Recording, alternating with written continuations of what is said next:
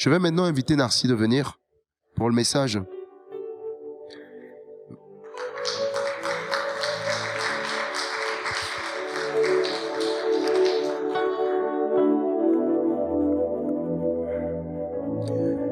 Mais avant que Narcy ne prenne la parole pour prêcher, j'aimerais lire Proverbes chapitre 22 au verset 6. Pendant que les enfants et les ados peut-être discrètement partent. Je vais lire Proverbes chapitre 22 verset 6. Qui dit « Instruis l'enfant selon la voie qu'il doit suivre. Et quand il sera vieux, il ne s'en détournera pas. » Vous allez me dire, mais est-ce que Narcisse est mon fils? Non.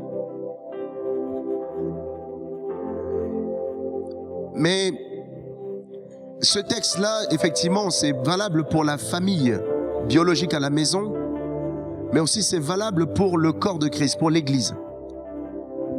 On a l'habitude de dire que les enfants ou les jeunes ne sont pas que l'avenir de demain de l'Église. Les enfants et les jeunes sont déjà l'Église d'aujourd'hui avant d'être l'Église de demain. Et donc notre cœur ici, c'est de permettre à nos enfants, à nos jeunes gens, d'apprendre aussi des choses en famille, de prêcher l'évangile, etc. Si on ne le fait pas, personne ne le fera. Donc Ephraim avait commencé, et ce matin, on a vraiment l'honneur de recevoir Narcy qui va nous partager la parole de Dieu. Et le Seigneur nous parle ce matin, et je suis convaincu que le Seigneur va nous parler. Donc on va prier pour lui. On sait qu'il est béni de Dieu, mais que voilà, que ce que le Seigneur lui a mis sur le cœur puisse être libéré ce matin avec puissance, avec liberté, mais surtout avec efficacité. Seigneur, merci parce que Narcy, tu l'as béni de toi. Merci ce matin parce que tu l'as choisi. Seigneur, pour nous bénir ici. Seigneur, merci pour le canal qu'il est pour nous ce matin. Nous ne voulons pas regarder à sa jeunesse, mais nous voulons regarder à ce que tu as à nous dire, Père, ce matin. Père, viens nous préparer la terre dans le cœur maintenant pour recevoir ce que tu as à nous donner ce matin. Nous voulons, Seigneur, que nos oreilles s'ouvrent, que nos cœurs reçoivent pleinement. Que toute ta gloire te revienne, Seigneur. Au nom de Jésus. Amen. Merci. Est-ce qu'on peut acclamer le Seigneur? Merci au chant.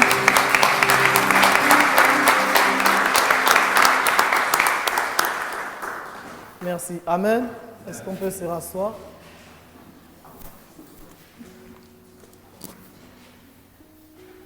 Avant de parler de la part du Seigneur, j'aimerais m'acquitter d'un devoir, celui de remercier le Seigneur pour nos conducteurs ici à New Life, en la personne de Paul Germont et Marien. Merci pour tout ce qu'ils font et la confiance qu'ils m'accordent ce matin. Amen. Je veux aussi remercier toutes les personnes qui m'ont précédé ici, notamment Rémi, Franck et aussi Ephraim. Leurs messages nous ont fait du bien et leurs messages nous ont fait du bien et continuent à nous apporter beaucoup dans nos vies. Amen. Je remercie aussi le peuple de Dieu que nous sommes pour notre présence. Amen. Bon, maintenant je vais prêcher. Ce matin, j'aimerais parler d'un thème qui nous parle à tous. Nous vivons dans un monde où il y a plusieurs types de générations. Nous vivons dans un monde où nous sommes confrontés à des choses, nous sommes confrontés à des systèmes. Mais gloire soit rendue à Dieu parce qu'il a permis que nous aussi, nous ayons une identité, nous ayons une mentalité. Nous sommes le peuple choisi de Dieu et l'Éternel ne nous a pas appelés à une vie de souffrance. Il ne nous a pas appelés à une vie de médiocrité. Moi, je crois au succès, je crois en la grâce de Dieu, je crois en la foi mais je crois surtout et par-dessus tout en l'amour de Dieu pour nous. Et ce matin, j'aimerais lire, avant de donner le thème de mon message, j'aimerais lire 2 versets bibliques. Philippiens 2, versets 14 à 16. Je lis au nom de Jésus. Faites toutes choses sans murmure, sans hésitation, afin que vous soyez irréprochables et purs, des enfants de Dieu irrépréhensibles au milieu d'une génération perverse et corrompue, parmi laquelle vous brillez comme des flambeaux dans le monde, portant la parole de vie, et je pourrai me glorifier au jour de Christ, de n'avoir pas couru en vain, ni travaillé en vain. Amen. Hébreux chapitre 10, 38. Hébreux chapitre 10, verset 38. Et mon juste vivra par la foi. Mais s'il se retire, mon âme ne prend pas plaisir en lui. Amen. Amen. Le thème de mon message, c'est la génération de la foi. Amen. La génération de la foi est une génération qui marche avec la parole de Dieu. C'est une génération qui ne subit pas la vie, mais c'est une génération qui impose la parole de Dieu au système de ce monde. Nous ne sommes pas ici pour subir la vie. Nous brillons avec la parole de Dieu. La Bible déclare que la parole de Dieu est une lampe à nos pieds et une lumière sur notre sentier. Nous sommes une génération qui apporte l'évangile de paix, l'évangile de vérité. Et c'est à nous que Dieu a donné la responsabilité de briller dans ce monde avec la parole. Mais cette même parole-là, Dieu, quand il veut agir dans le monde, il agit par la parole de Dieu. Et ce matin, l'Éternel nous interpelle à être cette génération, à vivre l'identité même de cette génération-là. Cette génération de foi, cette génération qui relève les défis, cette génération qui n'accepte pas de subir les choses et les systèmes du monde, dans le sens où nous devons nous conformer aux choses de ce monde. Mais la Bible dit que nous ne sommes pas de ce monde. La Bible dit que nous venons d'une autre nation appelée Sion. Et la Bible dit que Sion, c'est la nation de l'Éternel. Nous ne sommes pas comme le peuple d'Israël. Dieu avait une alliance avec Israël. Mais aujourd'hui, Dieu traite avec l'Église par le canal de Jésus-Christ. Et Jésus est la lumière du monde. C'est par lui que nous brillons. Et j'aimerais définir ici c'est quoi la foi dans le livre de Hébreux chapitre 11, verset 1. Or, la foi est une ferme assurance des choses qu'on espère, une démonstration de celles qu'on ne voit pas. Et dans le livre de Romains chapitre 12, verset 3, par la grâce qui m'a été donnée, j'ai dit à chacun de vous de n'avoir pas de lui-même une trop haute opinion, mais de revêtir un sentiment modeste selon la mesure de foi que Dieu a départi en chacun d'entre nous. Amen. Ici, le Seigneur nous montre que en chacun d'entre nous, une mesure de foi a été départie. Et sans chacun, et c'est de notre responsabilité en tant qu'enfant de Dieu de pouvoir faire croître cette foi-là. Lorsqu'on est devenu chrétien, lorsqu'on a accepté le Seigneur, la foi a été directement répandue dans notre cœur par le Saint-Esprit. Mais c'est de notre responsabilité de pouvoir faire augmenter cette foi. Nous ne pouvons pas continuer à servir le Seigneur si notre foi n'augmente pas. Et notre foi, elle augmente lorsque nous sommes au contact de la parole de Dieu, lorsque nous sommes en communion avec le Saint-Esprit. Dieu ne peut pas faire en nous de choses que nous n'avons pas appris de lui. Et ce matin, moi, mon premier point que j'aimerais que nous puissions aborder, c'est l'esprit de sagesse. Ce point, à la base, ne faisait pas partie de mon message, mais il y a quelques jours, l'Esprit de Dieu m'a demandé de parler de ça. Et selon Éphésiens chapitre 1, verset 17. Afin que Dieu, je lis la parole de Dieu, amen. Afin que le Dieu de notre Seigneur Jésus-Christ, le Père de gloire, vous donne un esprit de sagesse et de révélation dans sa connaissance. Amen. Nous pouvons prier le Seigneur. Nous pouvons avoir les dons de guérison, les dons de puissance. Nous pouvons réunir des foules. Nous pouvons servir Dieu. Nous pouvons être des leaders même dans le monde. Nous pouvons être des leaders dans nos entreprises, dans nos universités, dans nos familles. Mais la Bible nous enseigne que si nous n'avons pas l'esprit de sagesse, un jour les titres que nous avons vont nous laisser. Un jour les titres que nous avons vont tomber parce que notre vie n'est pas soutenue par cette capacité à être sage.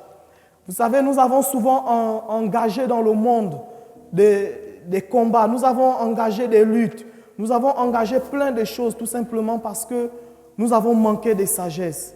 Et la Bible nous parle dans le livre de Daniel d'un roi qui était très hautain. Daniel chapitre 5.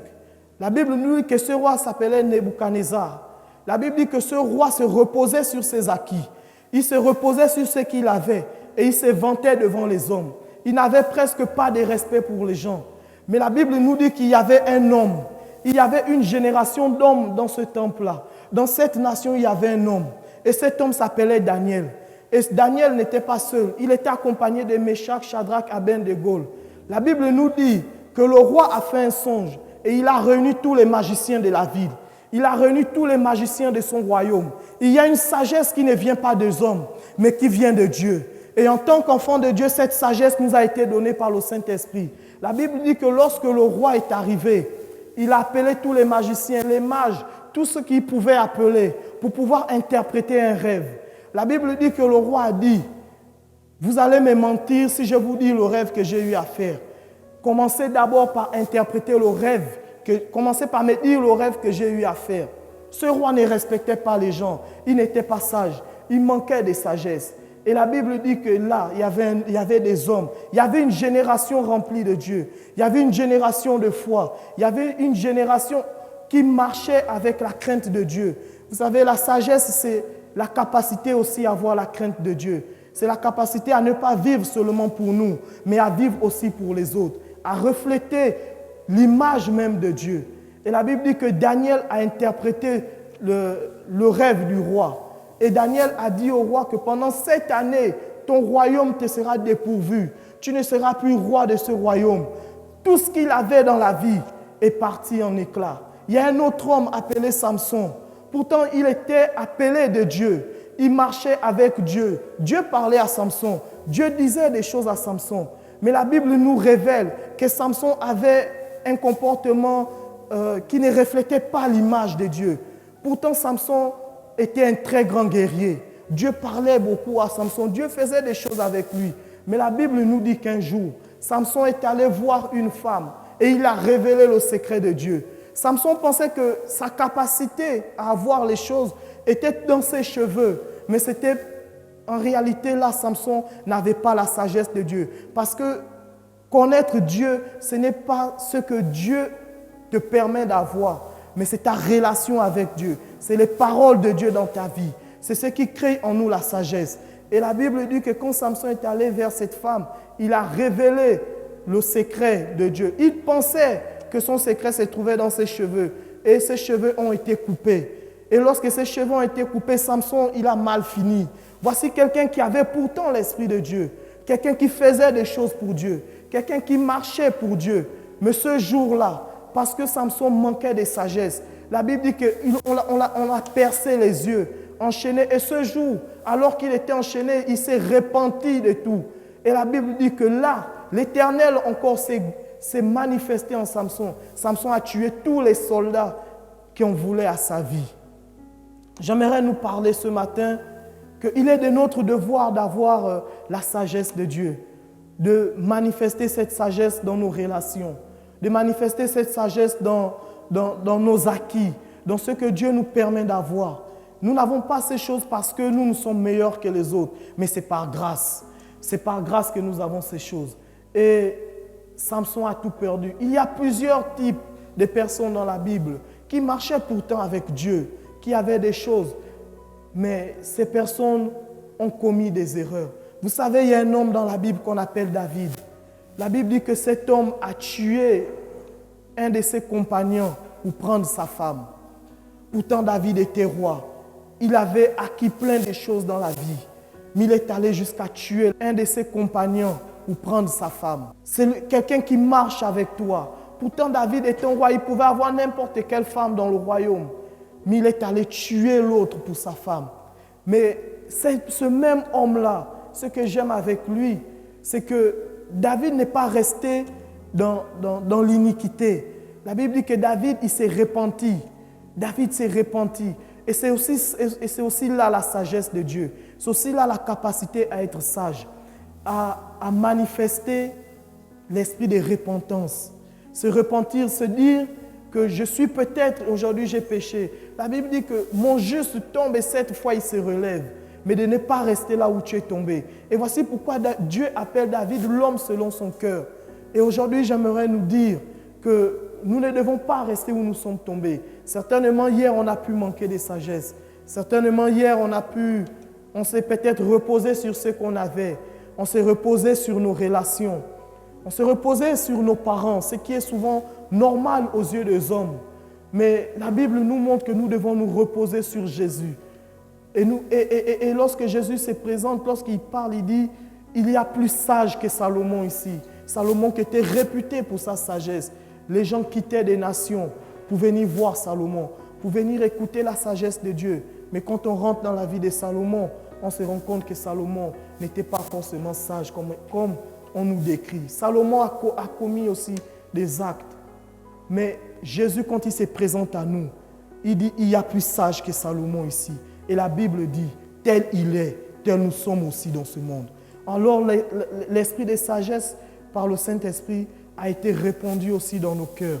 Amen. J'aimerais dire que l'esprit de sagesse nous apporte le conseil, nous apporte à nous-mêmes des conseils. L'esprit de sagesse nous apporte à nous-mêmes la direction. La Bible dit dans le livre de Genèse, la Bible parle d'un jeune qui a été vendu par ses frères. Il a été vendu en Égypte. Et il est arrivé dans ce pays. Joseph avait reçu quelque chose. Joseph avait une éducation. Il avait grandi auprès de son père. Et la Bible nous dit que Joseph, dans son parcours, alors que Pharaon avait fait aussi un rêve et qu'il fallait interpréter ce rêve. Vous savez, la sagesse nous amène à être bons avec les gens. La sagesse nous pousse à la bonté. La sagesse nous pousse à nous donner pour les autres. Non pas parce que nous sommes meilleurs, mais parce que la sagesse, en fait, c'est l'amour de Dieu. La sagesse nous pousse à faire des choses pour la cause du royaume, pour les autres, pour pousser les autres aussi à l'élévation, pour emmener les autres vers l'avant. La Bible dit que alors que Joseph en prison, il avait connu des gens et il a aidé ces personnes, il les avait interprété un rêve.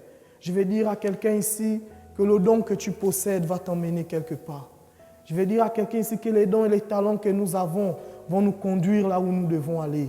Le don et les talents que nous avons vont nous emmener auprès des rois, vont nous emmener à obtenir des choses dans la vie, mais avec la sagesse de Dieu. Lorsque Joseph est arrivé en Égypte, personne ne pouvait interpréter le rêve alors qu'il était au fond de la prison. La Bible dit que les gens pour qui il avait interprété autrefois des rêves sont venus devant Pharaon et ils ont dit, nous connaissons un homme capable d'interpréter cela. Pourtant, Joseph, la prison est synonyme ici de souffrance. Il était dans des moments difficiles de sa vie. Il passait par des moments loin de sa famille. Il n'avait personne à côté. Il pouvait dire, moi je n'ai pas le temps pour ça. Moi je pense à mon père, mes frères m'ont vendu. Je suis esclave dans un pays. Je me retrouve en prison, accusé de viol. Toutes ces choses-là, Joseph les vivait. Et la Bible nous dit que malgré ça, Joseph a interprété le songe du roi Pharaon. Et la Bible nous dit que Joseph, un étranger, devenu premier ministre dans la première puissance du monde en ce temps-là, Joseph est devenu Premier ministre. Voici ce que l'Éternel peut faire avec le don et les talents que nous avons. Accompagné de la sagesse, Dieu peut nous emmener au sommet. Dieu peut nous emmener où nous devons être. Amen. Et j'aimerais, mon deuxième point ce matin, c'est l'esprit de foi. Et j'aimerais, si Christine peut m'aider, j'aimerais lire la parole de Dieu dans le livre de 2 Corinthiens, chapitre 4, verset 13.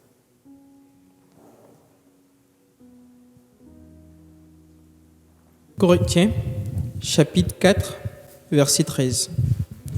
Et comme nous avons le même esprit de foi qui est exprimé dans cette parole de l'Écriture, j'ai cru. C'est pourquoi j'ai parlé. Nous aussi, nous croyons et c'est pour cela que nous parlons. Amen. Amen. J'ai cru, c'est pourquoi j'ai parlé. J'aimerais nous dire quelque chose. Il est vrai que nous savons que Jésus est mort et ressuscité. Mais il est de notre devoir de croire. Ce n'est pas la responsabilité de Dieu de croire. Parce que Dieu, il a cru en nous déjà. La Bible dit qu'il a donné son Fils unique afin que quiconque croit en lui ne périsse point, mais qu'il ait la vie éternelle. Et la Bible dit que nous au contraire, nous sommes une race élue, un sacerdoce royal, une nation sainte. Ça veut dire qu'avant même que nous puissions arriver ici, l'Éternel avait déjà cru en nous. Dieu avait investi en nous.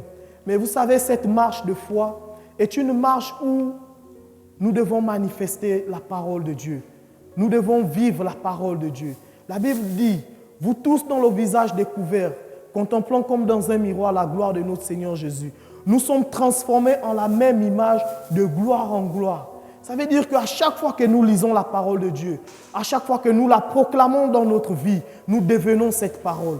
À chaque fois que nous proclamons la parole de Dieu, notre foi, elle augmente. C'est ça l'esprit de foi. L'esprit de foi, c'est la capacité à dire à la maladie que je refuse de te loger dans mon corps. C'est la capacité à dire aux obstacles que tu ne tiendras pas debout devant moi. La Bible dit que tout est accompli pour nous. Qu'est-ce qui doit nous faire pleurer? Si nous devons pleurer en réalité sur cette terre, nous devons pleurer parce que nous aimons tellement le Seigneur. Nous devons pleurer parce que Dieu nous aime.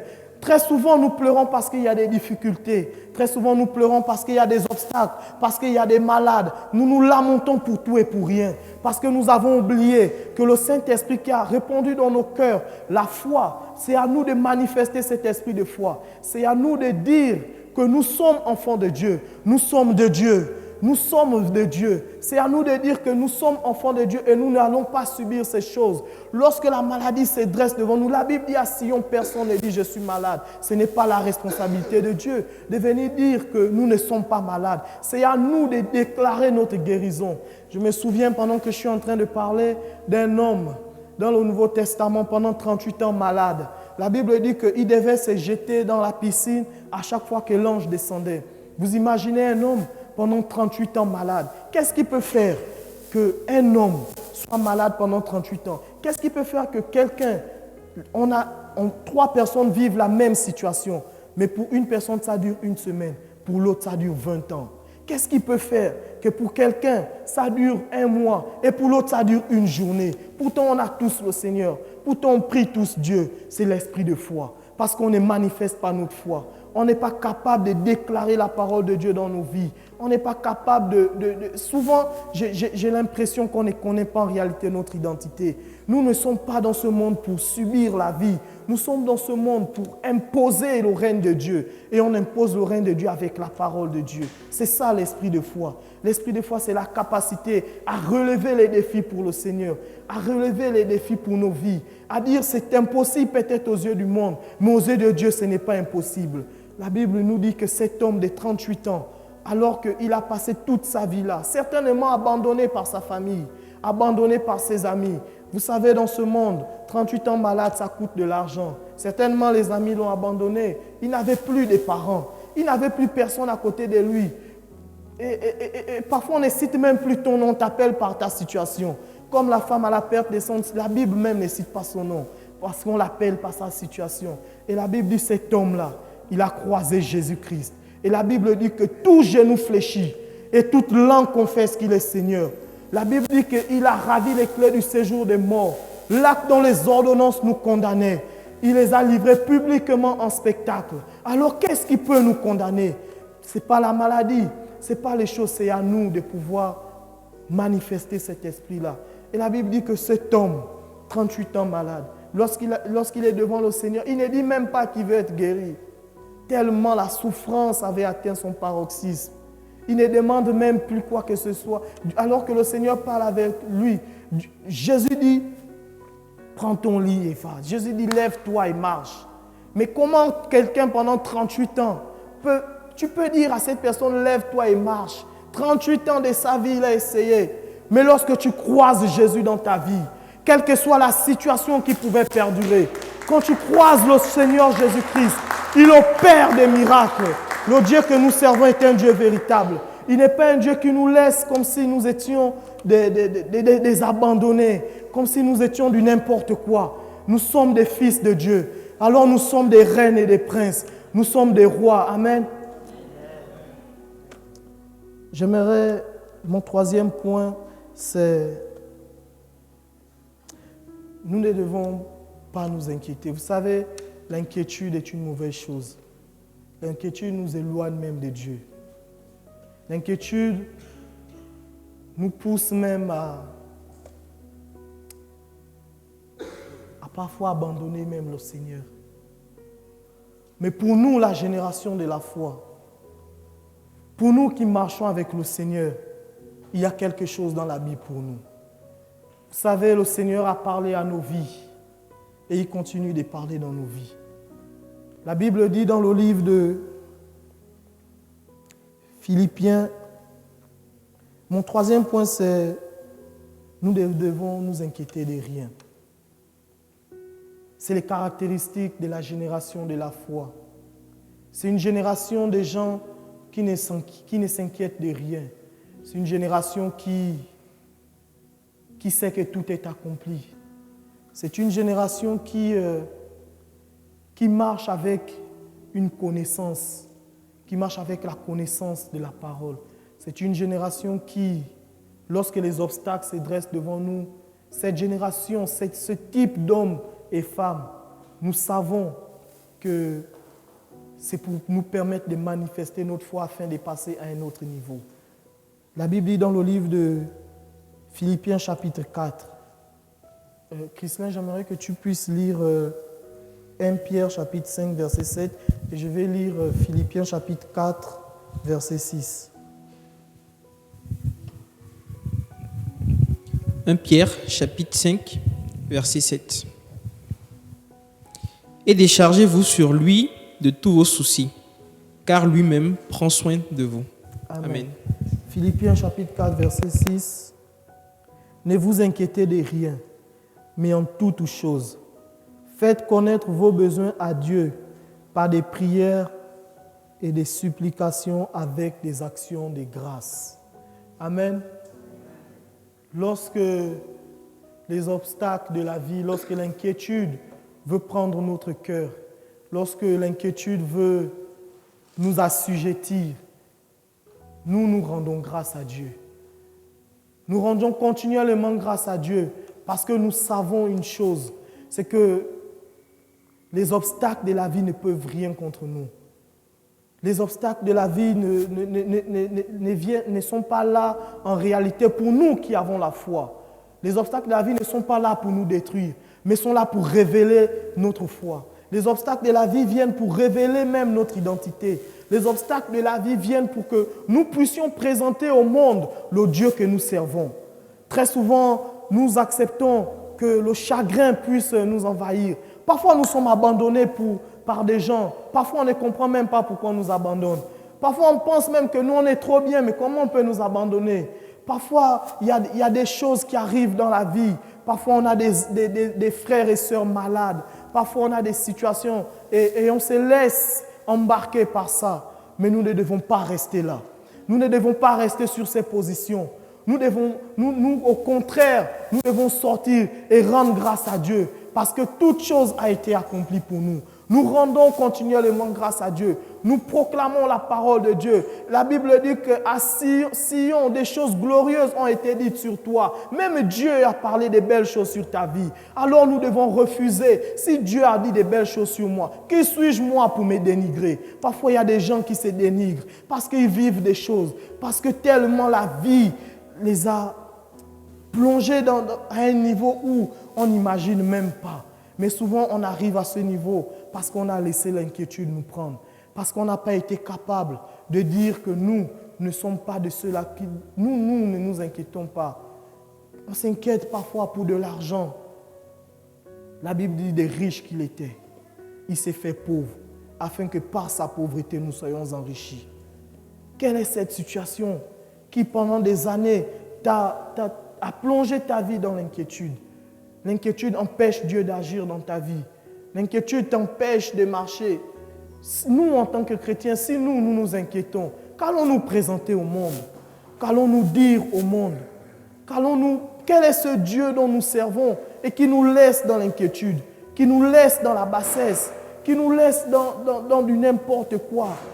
La Bible parle du centenier romain alors que son serviteur est tombé malade. Son serviteur est mort. La Bible dit qu'il est allé rencontrer Jésus. Jésus a dit, nous allons dans ta maison. Ce centenier romain n'était pas chrétien. Mais c'était quelqu'un, il a cru en Jésus.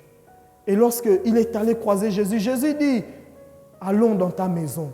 Il dit, certainement, il avait des faux dieux dans sa maison. Il avait des choses. Voici un païen. Voici quelqu'un qui ne sert pas Dieu. Voici quelqu'un, en ce temps, Christ n'était pas mort, donc il n'était même pas racheté. Toi et moi, nous sommes rachetés. Toi et moi, nous sommes la génération de la foi. Et lorsqu'il croise le centenier romain passe, son serviteur est mort. La Bible dit que le centenier romain dit à Jésus, dis juste une parole. Dis juste une parole. Le centenier romain avait besoin de juste une parole. Voici quelqu'un qui n'a pas reçu le message de foi. Quelqu'un qui n'a pas reçu le message de la grâce. Quelqu'un qui avait seulement entendu parler de Jésus. À plus forte raison, toi qui communies avec Dieu. À plus forte raison, toi qui parles avec le Saint-Esprit. À plus forte raison, toi et moi qui avons la capacité de nous tenir, de prier pour les malades, de nous tenir dans la présence de Dieu, de proclamer des choses, d'organiser des événements. Comment l'inquiétude peut nous emmener à un point où on ne peut même pas glorifier Dieu dans nos vies?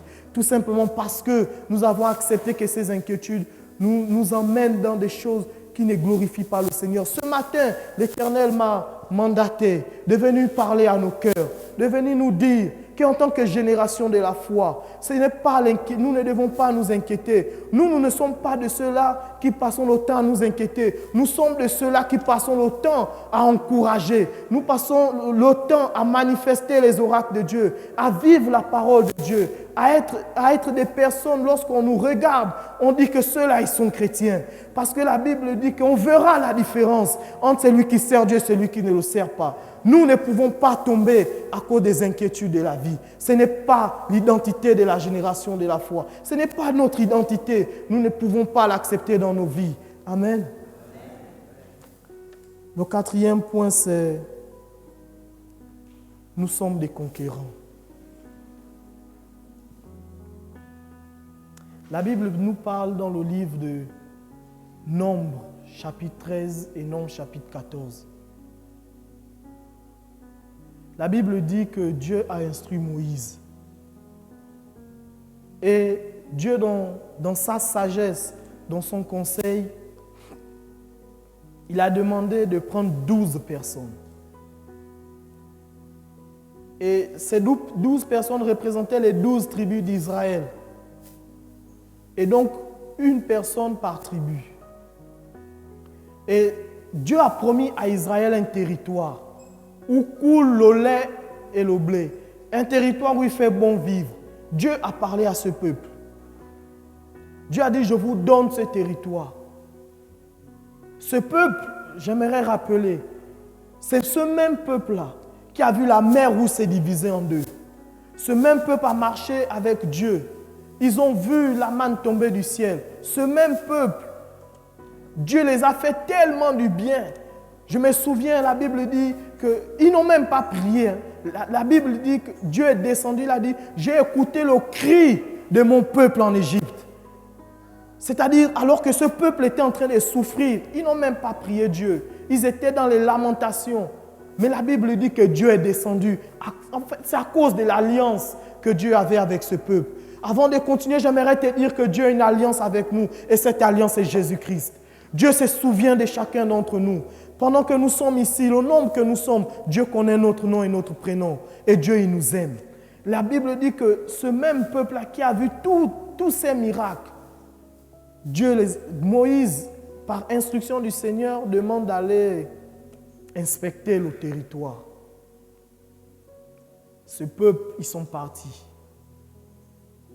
Ils ont inspecté le territoire. Ils sont venus dire à Moïse, il est vrai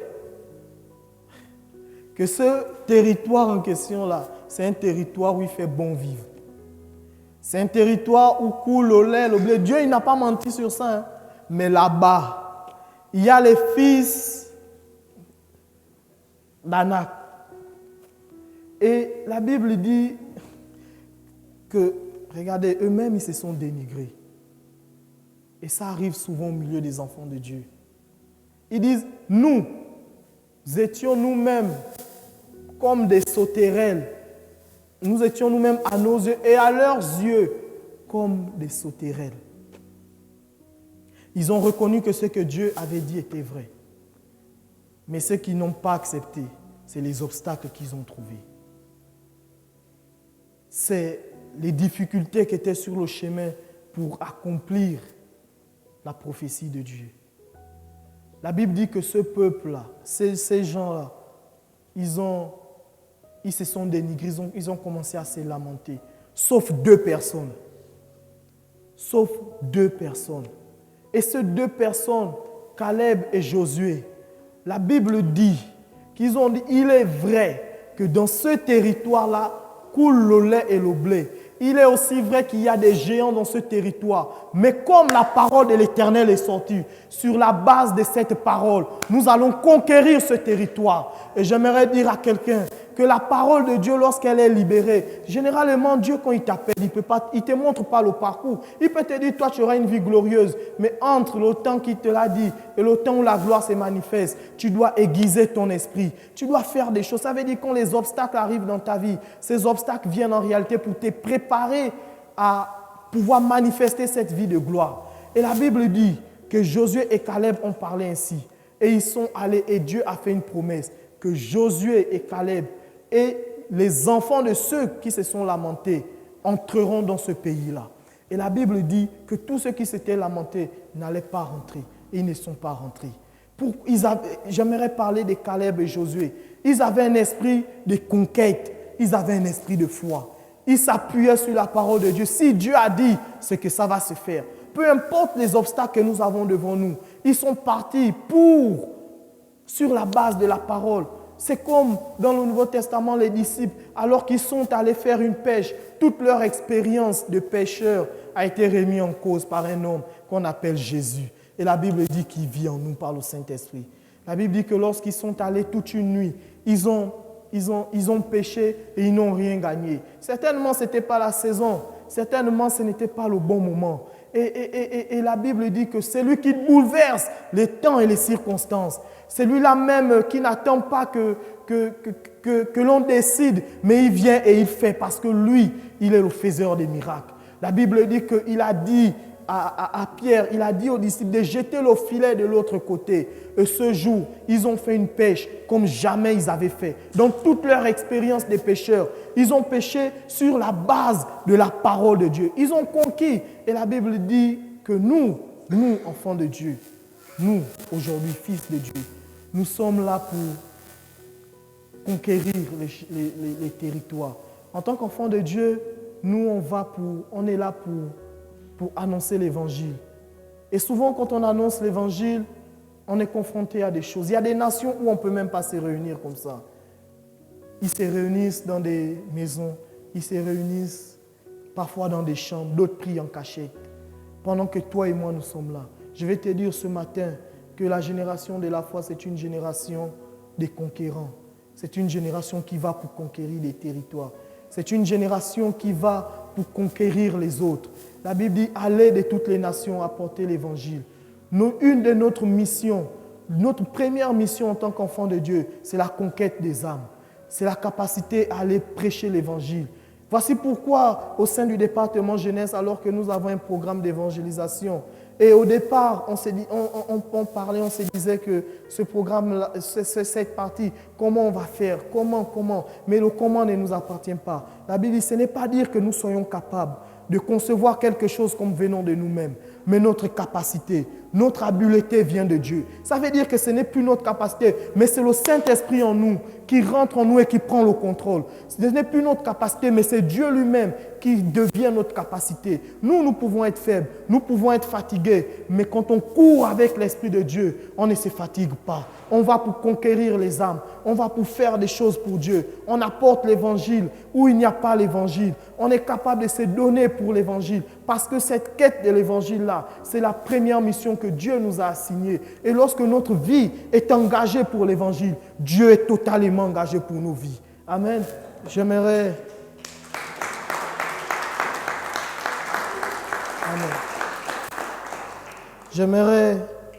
conclure ce message.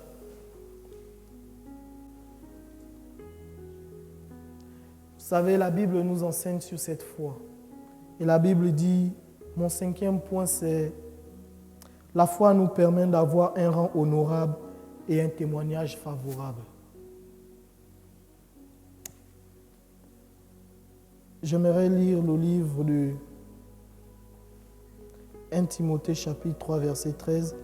Christian, s'il te plaît, est-ce que tu peux lire Romains chapitre 4 versets 18 à 21. Mais permets-moi de lire d'abord 1 Timothée, s'il te plaît. 1 Timothée, chapitre 3, verset 13. Car ceux qui remplissent convenablement leur ministère acquièrent un rang honorable et une grande assurance dans la foi en Jésus-Christ. Amen. Vas-y. Romains 4, versets 18 à 21. Espérant qu'en toute espérance, il crut, en sorte qu'il devint père d'un grand nombre de nations, selon ce qui lui avait été dit. Telle sera ta postérité. Et, sans faiblir dans la foi, il ne considéra point que son corps était déjà usé, parce qu'il avait près de 100 ans, et que Sarah n'était plus en état d'avoir des enfants. Il ne douta point, par incrédulité, au sujet de la promesse de Dieu, mais il fut fortifié par la foi, donnant gloire à Dieu, et ayant la pleine conviction que ce qu'il promet, il peut aussi l'accomplir. Amen. Amen. Ici, la Bible nous parle d'un homme appelé Abraham. Dieu avait fait dans Genèse une promesse à Abraham. Il appelle Abraham et il dit à Abraham, tu seras père d'une multitude de nations. Ta postérité sera aussi grande que les étoiles du ciel et le sable de la mer. Ça veut dire qu'on ne peut plus la compter. Humainement, ce n'est plus possible de compter. Ce n'est pas possible de compter le sable de la mer. Voici la promesse que Dieu a fait à un homme qu'on appelle Abraham. Et la Bible dit que cet homme, il ne douta point en la promesse de l'Éternel. Quelle est cette foi qui peut te permettre d'accepter une telle parole qui dit que ta postérité sera plus grande que les étoiles du ciel, sera plus grande que le sable de la mer? Cet homme s'appelle Abraham. Et la Bible dit de nous que nous sommes de la postérité d'Abraham. Cette foi, elle est en nous. Cette foi, elle est en nous. La Bible dit qu'il ne douta point que son corps était usé et que sa femme Sarah n'était plus en état d'enfanter. Quelle est la situation qui, pendant des années, t'a peut-être fait pleurer? Quelle est cette situation aujourd'hui qui te fait pleurer? Je vais te dire qu'avec la foi, tu peux la balayer. Avec la foi, elle peut cesser d'exister dans ta vie. Ce matin, l'Éternel m'envoie, et je vais conclure par là, que cette même foi-là, la Bible dit que dans le livre pour notre lecture à la maison, dans le livre des Hébreux, chapitre 11, la Bible nous parle des héros de la foi. La Bible nous dit que ces héros ont obtenu des rangs honorables. On parle de Jephthé, on parle de Samson, on parle de Daniel, on parle d'Isaac, on parle de Salomon, on parle de David. Mais cette même foi qui était en eux est en chacun d'entre nous. Et la Bible nous dit qu'Abraham ne douta point. que son corps était déjà usé et que sa femme Sarah n'était plus en état d'enfanter. Il ne considérait pas ces choses-là, mais il est resté focus sur ce que l'Éternel a dit et sa foi. Il a mis toute sa foi en Dieu. Et aujourd'hui, nous voici le résultat. Le résultat de la foi d'un homme. Comptez les chrétiens dans le monde entier. Mais c'est grâce à la foi d'un homme appelé Abraham que nous, aujourd'hui, nous existons. Que nous, aujourd'hui, nous sommes là. Et j'aimerais nous dire qu'en chacun d'entre nous, il y a une postérité. Nous ne devons pas nous relâcher. Nous devons continuer à en croire en Jésus. Nous devons continuer à prêcher l'Évangile. Nous devons continuer à manifester les oracles de Dieu, à nous attacher pleinement à ce Dieu-là, afin que les autres aussi puissent être sauvés, afin que les autres aussi puissent connaître quelle est la grandeur de ce Dieu-là. Amen. Et j'aimerais que nous puissions nous lever. Ce message, il est terminé. J'aimerais que nous nous levons.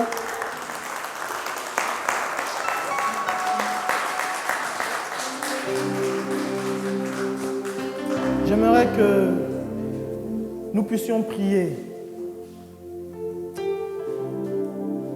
Peut-être, certainement, tu as quelque chose qui te chagrine. Tu as quelque chose qui te laisse penser que Dieu il t'avait abandonné. Alors que nous avons écouté la parole de Dieu, alors que nous avons compris ce message de foi, cette génération de la foi, j'aimerais que tu parles à cette situation. J'aimerais que tu déclares que cette situation ne tiendra pas debout devant toi. J'aimerais que tu puisses dire que cette situation ne va pas perdurer. Certainement, tu t'attends aussi à quelque chose. Certainement, tu t'attends à ce que Dieu puisse intervenir dans quelque chose de grand pour ta vie.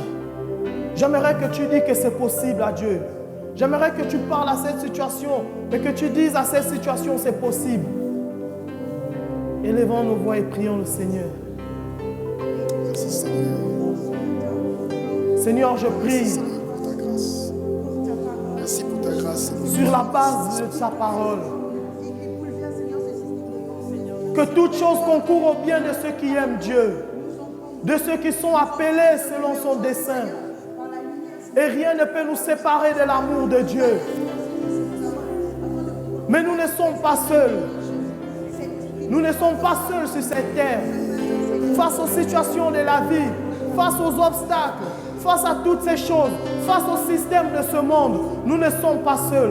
Nous sommes avec l'Esprit de Dieu. L'Esprit de Dieu était répandu dans nos cœurs par le Saint-Esprit afin de nous permettre de pouvoir accéder aux choses qui ne sont pas permis aux hommes d'accéder de façon naturelle. Et je vais te dire ce matin, par ma voix, le Seigneur veut te dire que tu es béni et que ce que Dieu a préparé pour toi, ce sont des choses que l'œil n'a point vues, que l'oreille n'a pas entendues, qui ne sont point montées dans le cœur de l'homme, mais que Dieu a préparé pour nous. J'aimerais que tu parles à Dieu, parle au Seigneur.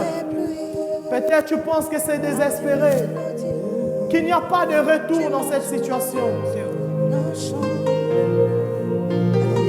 Utilise la parole ce matin. Utilise la parole biblique à Éphèse. La parole croissait et prévalait en force et en puissance. Dans ta vie, la parole doit aussi prévaloir en force et en puissance. Dans la vie, la parole, elle prend le dessus. Nous vivons par la parole. Nous marchons par la parole. Nous vivons par la parole. Nous marchons par la parole. Je déclare que nous sommes cette génération de foi. Cette génération remplie de l'Esprit de Dieu. Et la Bible dit oui. Je suis enfant de Dieu. Je ne suis plus esclave de la peur. Je suis enfant de Dieu. Je suis enfant de Dieu. Je suis enfant de Dieu. Je suis enfant de Dieu.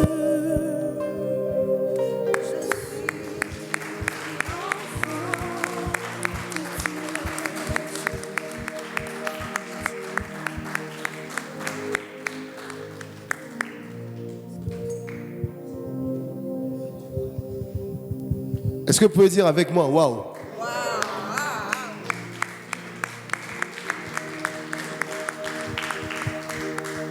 Nous sommes vraiment bénis ce matin Nous sommes bénis. Et ce n'est que le début. Le Seigneur est en train de former une armée puissante ici. Ça passe par nos jeunes, ça passe par nos enfants. Ça passe par nos vieillards aussi. C'est ce que Actes des Apôtres le dit. Cheveux blancs ne veut pas dire vieillard. Hein? Ne vous sentez pas tout de suite. Hein? Je dis ça, je dis rien. Mais merci Seigneur pour ce culte qu'on a vécu ce matin. Merci Narcy, parce que tu as été ce canal fidèle que Dieu a utilisé ce matin. Tu as dit, Dieu t'a mandaté pour parler. Et oui, Dieu t'a vraiment mandaté. Si ce matin, la parole que Narcy a donnée, de la part du Seigneur, a touché des vies, ne rentrez pas à la maison. On a du temps ici, on n'est pas pressé, on peut prier avec vous. Paul est là, je suis là, tout le monde est là, on peut vraiment prier avec vous. Ne rentrez pas à la maison avec des poids. Amen. Officiellement, le culte est fini. Maintenant, le groupe de louange va continuer à jouer. Mais si vous êtes touché par l'Esprit de Dieu et que vous avez envie de rester, de prier encore, prenez du temps pour prier. On n'est pas pressé pour rentrer. Amen.